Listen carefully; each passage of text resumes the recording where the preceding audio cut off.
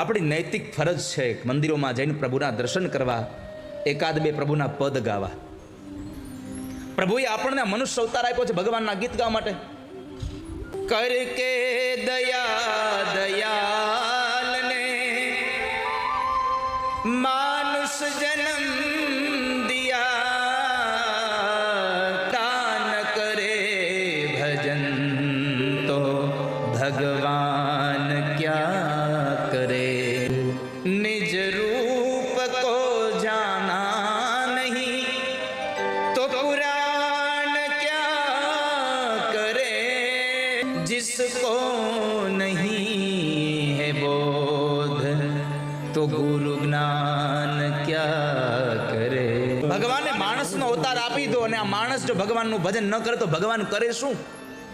કે દયા દયાલ ને માનુષ જન્મ દિયા, બંદા ન કરે ભજન તો ભગવાન ક્યાં કરે? શું કરે ભગવાન? તમે જો ભગવાનના મંદિરોમાં ન જાઓ, ભગવાનની સેવા પૂજા ન કરો.